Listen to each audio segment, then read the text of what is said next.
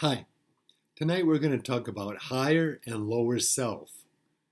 Our lower self is useful because it manages things in a mechanical way, but at times it places us in misery, suffering, and conflicts, so we look for ways to cross over to our higher self. It does not matter what path we choose to get out of stress, pain, and complications, to feel at ease by crossing the bridge to our higher existence, because there we can observe the contrast. The more frequently we experience our higher self in consciousness, the more simple, extensive, and longer is the ecstatic experience. So we don't change the situation, but we start to view it differently, enabling ourselves to transcend to be higher in duality. Our mind or lower self exists in awareness, but is not totally aware, so blocks most of it out because its view of things is narrow, while our consciousness is expanded enough to be totally aware. Awareness starts with the consciousness of our soul, not with our relationships, job, bank account, but with who we are. Our mind only knows what it has encountered in the past through thoughts or physical experience, so it is like a library. Therefore, it can't see reality in totality like consciousness can. The lower self accumulates all our thoughts, opinions, and beliefs to file in our library for our identity and how to respond to things, while our higher self contains our lower self but is not contaminated with identity. That is why our ego mind, enclosed in our consciousness, has a soulless way towards life, because it is not aware of our consciousness that is natural and unprocessed. Living, controlling, and operating situations in the lower self is navigating and operating with the brake on, while our consciousness contains our mind but is free, able to perceive more deeply and intimately without dividing life into fragments of good and bad.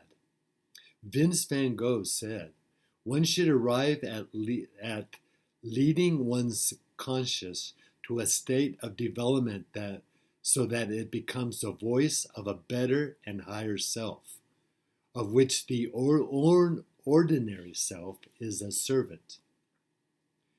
We should not allow our toxic mind with discomfort and fear to stop us from being in tenderness and love of pure consciousness, our higher self that is everywhere. We have an internal GPS that guides us with intuitive enlightenment to our higher self, that draws us to books that merit recognition, prayer, contemplation, and meditation.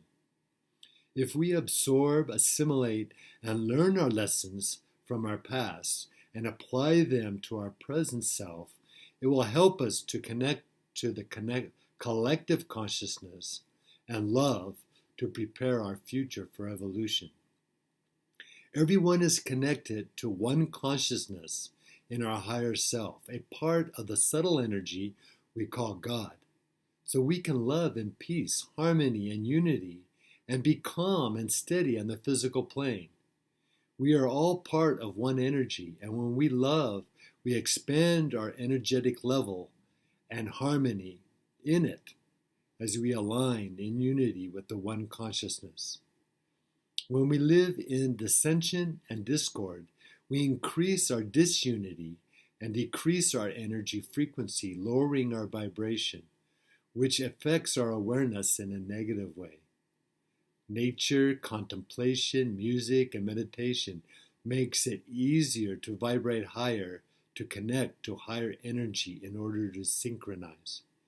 When we adjust and are in tune with the rhythm of life, we become one with the living consciousness or energy we call God, and remember who we truly are at a deep level.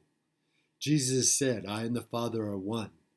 Wayne Dyer said, all the great teachers have left a similar message. Go within, discover your invisible higher self, and know God as a love that is within you. Higher self is an expression in many belief systems for people who have crossed over to awareness of the soul, spirit, and consciousness. It indicates a knowledge and experience of eternal, preeminent high and our transcendent self that everyone has. However, some let our ego mind, our lower identity, diminish our ability to experience it. When we are attached to memories, things, and thoughts, we limit and fail to shift our existence to our expanded higher powers and a higher view in life. The higher point of view and expanded perspective makes it possible for us to reposition to a healthier, awe-inspiring experiences in life. These experiences between and beyond our thoughts are the solution to get over ourselves and get motivated in a higher existence that brings clarity in life. They bring clarity because they give us a direct experience of the collective pure consciousness we label God, which are true blessings from our higher self. Our higher self has a higher consciousness than our lower self because it is not limited by time. So it knows and combines past and future into the present, outside of time for a complete picture. It is time for our lower self in time to depart on the journey to our higher self and expand beyond simple, unnecessary thoughts and trivial, non-essential pleasures to cross over to the miraculous realm of spiritual consciousness. Ralph Waldo Emerson said, "Every man is a divinity in disguise, a God playing the fool." We are all children of God, so we are all part of God within us. Therefore, we just have to find the highest frequency of creative energy inside, tune into it, and then we will see the divinity within everyone and everything. This subtle consciousness pervades everything we perceive with our five senses, transforming us from our small self with fear and anxiety to our expanded consciousness with love. The process of transforming to the higher self starts with removing the mess, disorder, and clutter in our minds. That means toxic thoughts, ideas, and habits that hold us back, so we get rid of them. This creates an empty mind prepared for anything that is open for anything and any possibilities that may appear. With an empty mind, we can think and move freely, observing the natural beauty and awe on the physical plane. At levels below our higher self, there are desires to be successful, jealousy, and competitiveness, while at the higher levels there is love, bliss, and blessedness. In our lower self, happiness slips away from most people, even though we seek it most of our time. But when we stop seeking it and dive deep within, we are satisfied with peace and happiness. Bruce Lee said, "In order to taste my cup of water, you must first empty your cup." Wayne Dyer said, "Your higher self is always nudging you towards resolution of the conflicts that you experience in your life, so that you will have room for serenity and harmony."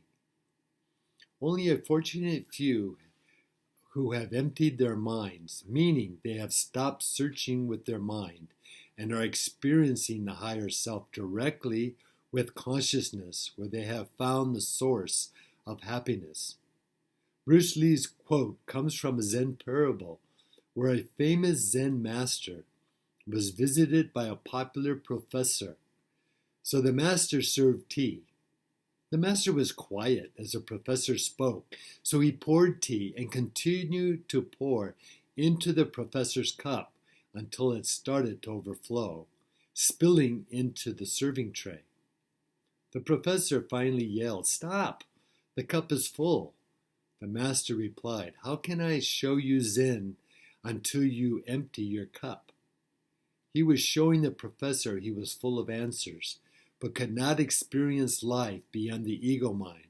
because he was too busy analyzing to experience the spiritual bliss beyond the ego. The professor was busy trying to prove and confirm with his mind what is beyond the mind, so could not reach the source. He was too hard pressed thinking what he was going to say. Instead of listening to the master, he went to for advice. Sri Nisargadatta Maharaj said, "Don't ask the mind to confirm what is beyond the mind. Direct experience is the only valid confirmation. Emptying